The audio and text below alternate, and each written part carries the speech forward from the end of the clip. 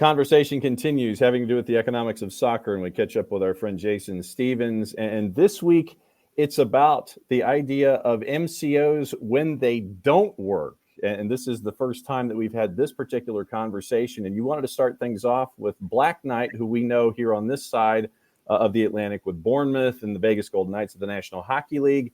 He does have interests, but he had to sell one of them back. Yeah, so the bottom line is he sold his 25% stake back to Hibs. It sort of caught the media as a bit of a surprise, but it wasn't a surprise if you look at the timeline of little controversies along the way. But don't forget, he's only had this stake since early 2024, so it's just been over a bit under 2 years.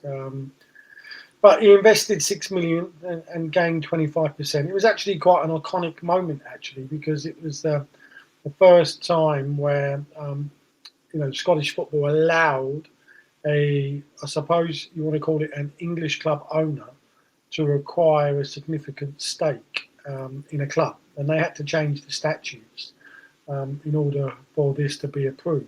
So, again, nobody really knew what was going to happen and how successful maybe Hibs could be. But yeah, it didn't turn out to be successful at all. Now, obviously, his tenure, which is only, as we've just highlighted, under 2 years, but in the last 36 months, they've gone through 4 managers.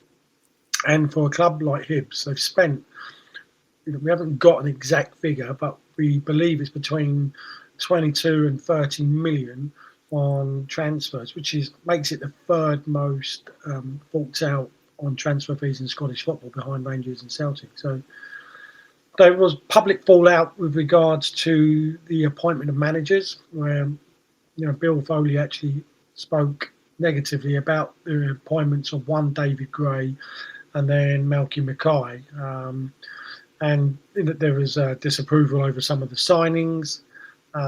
We're not surprised the relationship has ended. We're just surprised it ended now rather than when some of the more public spats actually materialised, etc.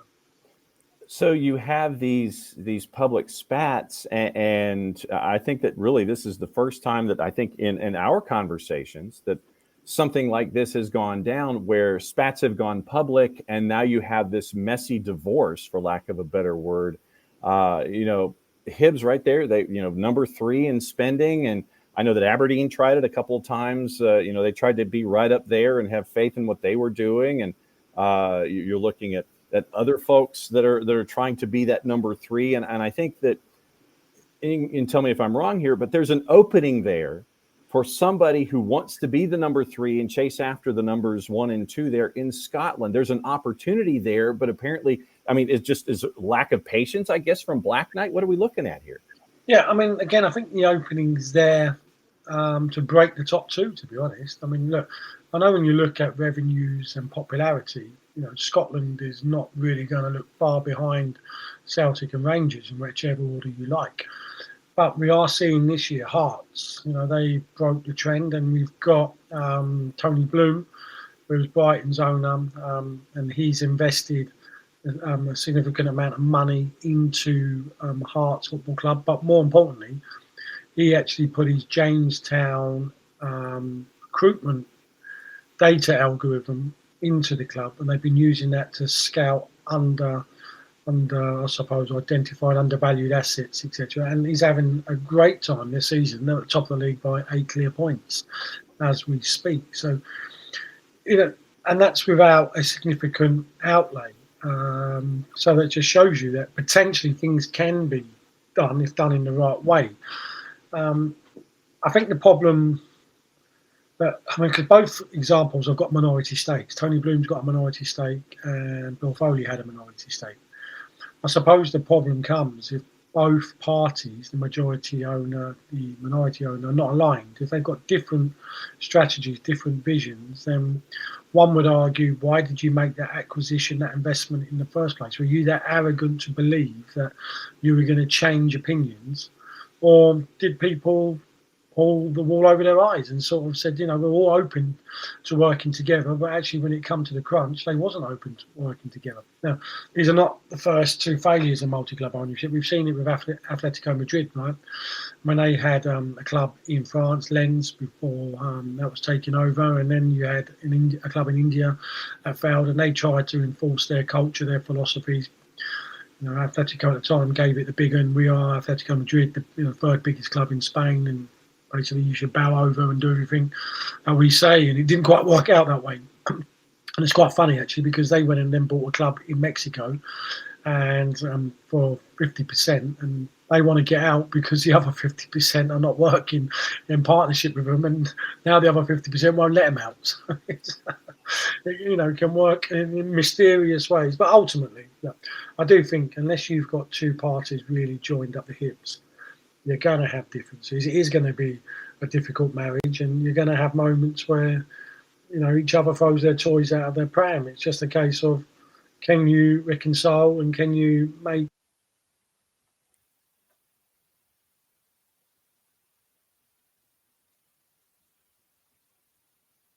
probably headed by the of Hearts there this year. That's probably Hibs by surprise, and Foley's probably thinking, actually, look, I don't want to keep investing in more and more clubs, and it sort of coincides that Laurent is in a little bit of difficulty over in France, and he only owns a minority stake there. So there is rumours that he's going to literally use that money.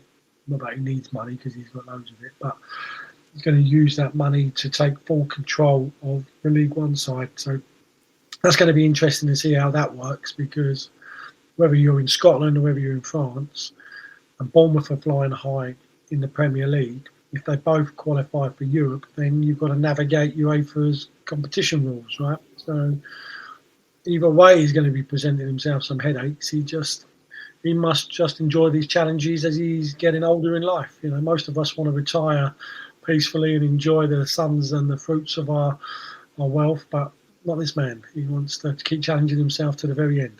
Yeah, Bill Foley is definitely not one to sit on his haunches and try to sit there and just like, yeah, I'm good. He's never worked that way. But you mentioned Atletico de Madrid. That was the last topic that we had last week, where we're discussing Aries and Apollo and those groups, and now they're trying with Atleti and the ownership that's in Mexico. And you mentioned the idea of trying to instill values in a location where it's not necessarily welcome. This is going to be one of those dances that I think that you're looking at where, okay, so American dollars or market equity dollars are going into Atleti, and Atleti has a certain way of doing things. It is the Basque way, and that is it. And now you have these Americans coming in with all this money to try and invest in it now this time around. And I'm intrigued because what's going to win out here? Is it going to be the financial, or is it going to be the environmental and the way that Atleti is raised and everyone there? So is it going to be the people that win out, or is it going to be the money that wins out in this situation? Well, I think every club likes to believe they've got their own unique philosophy, right? And every club believes that's a winning formula. And no doubt that over time, each of them have had their own moments where that philosophy has paid dividends.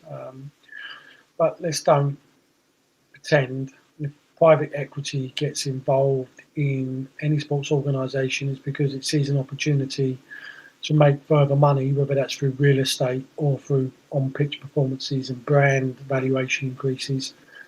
Atletico Madrid offers stability. It's got a major sports build complex that's taking place as well. So it's probably a little bit more attractive than the average Spanish club because of the vast nature of that Sports City project. And also they have got a foothold in the Champions League, right? In the sense of those three clubs, Barcelona, Real Madrid, Atletico Madrid, have qualified for the Champions League for the last 20 years. So you could say they're resilient to losing that. Because their squad investment, the amount of income they've got, and the strict financial regulations that La Liga forms under, that it's going to be very hard to move them out of third spot. But anyway, it doesn't matter because there's a fourth spot and potentially a fifth spot that's available now in Europe anyway. So Spain does offer opportunity for clubs. And that sort of goes on to the next point, right? Because Liverpool have failed, when I say Liverpool, FSG, its owners have failed to add a club to their portfolio. 18 months now they've been trying, and they've had multiple reality checks, or, I'm not too sure if it's they got high expectations and it's just, clubs are not meeting them, or it's a case of, they need to adjust their sights a little bit better in terms of what markets to penetrate, what markets align with their philosophies, what philosophy are they trying to build as a portfolio? Because it's okay trying to align yourself with Liverpool, but that's Liverpool's philosophy and culture. Are you trying to replicate that in different markets? And then what's FSG's model in football? What is it? Is it to make a return of investment? I mean, we know they've been involved now for Liverpool for 15 years.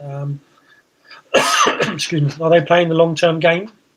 Have they really got that on their side, or is this just a quick ad and a quick sell? Because these guys are not getting any younger themselves. So it's a hard one. Yes, I know that Liverpool, the Fenway Sports Group, stroke John Henry, has got the Strategic Sports Group as well, which is made up of multiple different venture funds, high-profile billionaires, etc. And they sort of took a slice of the PGA's new commercial entity. To me, I feel like that's going to go on to bigger projects as well. So will that go into football clubs itself? I don't know. But looking at what we mentioned last week with Apollo coming into this, and then you've got Aries Management and CVC potentially merging together as well. I call it super funds. So you've got 3 potential super funds there. It'd be interesting to see what the next step is in 2026 for some of these groups. I mean, the other side of the coin is it's, if you see a club that's a bargain and potentially undervalued and has got some room for growth, then you're facing competition from the sovereign wealth funds, right? Because we know that Qatar and Saudi Arabia and UAE are looking to add to their portfolios, and potentially you're going to be outbid. And that was the rumour when Liverpool undertook due diligence with Getafe recently. Spending 6 months on that project, and only for the Qatar group to come in and offer 160 million when they was only prepared to offer 115 million. So whether that was the only reason why they walked away, it definitely wouldn't have helped the cause anyway. Apollo reported annual revenue for fiscal year of 2024. It was reported at just over 26 billion US. Trailing 12 months revenue as of September 30th of 2025, approximately 27.47 billion. Revenue change from 23 to 24, down 20%. And now you mentioned the idea of these super funds coming together. Say it is Apollo, Aries, and CVC. Are they going to? Do they operate under a unified front? Do they have that common message, or does one of the super fund 3 sit there and go, well, no, we need to go in this direction, and the other 2 sit there and go, no, we want to go here? When you have all of these 3, is it just, okay, we get it, we'll take some of our piece and go in the same direction as the other 2? How does this work with a super fund? How would this play, do you think? Well, there's no doubt that conversations will take place about, look, in order to get the maximum out of the ecosystem, we need to invest in all parts of the ecosystem, right? So one will be infrastructure and clubs. The second part will be the media rights and entertainment pieces that come with that. And then the third bit is to build up the competitive balance in whichever environment you're in, whether that's the league, if you're focusing on one league, i.e. which we've seen a number of the venture funds come into the Premier League and take over or invest in a number of clubs. Or is it being involved in the Europeans' biggest competitions, i.e. UEFA's Champions League, Europa League, Conference League, where that offers significant financial uplifts? And those competitions themselves, the Premier League, the Champions League, are going to grow in revenues, performance fees, sponsorships, broadcasting rights for the next foreseeable future. So you can see, that we mentioned before, if you've got one club that's valued at 2 billion, then it's very subjective, right, of what value the next club is. But if you've got another one valued in the billions and another one valued in the billions, it's very hard to then turn around and say it's not worth £1 billion, the next club, even though it might not have the history or some of the underlying supporting metrics in terms of like stadium capacity, general revenue income, etc. So, they are collectively driving up the value of these brands themselves, but they are seeing smart play because we mentioned before, a lot of the Premier League clubs are considered, and European clubs, so we use the Premier League as a guide, and they're probably the most advanced out of all the world leagues in terms of football, but they're underdeveloped commercially compared to some of the NFL, sports American franchises. A lot of Americans believe that these assets are still 60% underdeveloped considering the market appeal that they have on a global scale. So if they've got 60% of revenue growth in just one sport, then, there's a massive potential uplift there to be gained. But I say one sport because a lot of these venture funds now are dipping into other sports. They're seeing that the sports market, sports tourism is a growing industry. So sports tourism, for example, last year it generated something like about £645 billion globally. It's expected by 2030 to develop over 1.5 trillion and to go by 2050 to 3 trillion. So, the experts believe that sports tourism is a massive future part of anyone's ecosystem, right? Not just football, but other sports. The NBA looking to expand into Europe, NFL, pretty much now spending a lot of their time in Europe throughout key moments of the season. We've had baseball do it. But then we're seeing other sports in Europe. We've got rugby trying to professionalise. We've got rugby sevens offering their values in those sports. You've got, basketball in Europe just taking off. You've got loads of little sports that are potentially offering value. And you look at what Knighthood Capital, is it? The owners of Birmingham. Well, I've got that a little bit wrong, but they're building what they call a global local facility, in the sense of what they believe is that Birmingham, it may not have the massive global appeal, but it will have a massive local appeal. And if we can cornerstone a few sports in the county, so for example, they own a netball franchise, they own a cricket franchise, they're looking at investing in a rugby franchise, and they've obviously got a football club.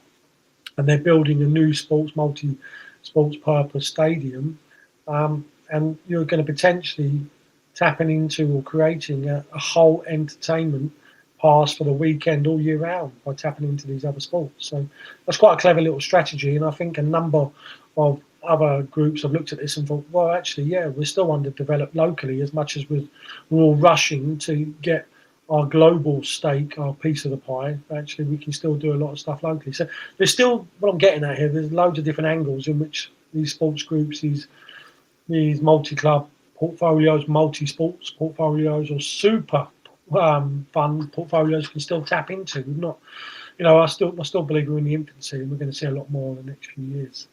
Birmingham City, U.S.-based Shelby Companies Limited completed the full takeover after acquiring the remaining 51.1% of shares in the previously Chinese-owned club, subsidiary of Knighthead Capital Management, co-founded by Blues chairman Tom Wagner, now controls 96.64% of Birmingham City Limited, which in turn owns 100% of the championship club and the women's team. SCL took its first controlling stake in Birmingham in July of 23 when they bought 45.98% of Birmingham City Limited, took full ownership of the Blues ground at St. Andrews in the process, subsequently rebranded as St. Andrews at Knighthead Park during the 23-24 season in a multi-million pound deal. Blues owners have poured 20 to 25 million pounds into improving the stadium.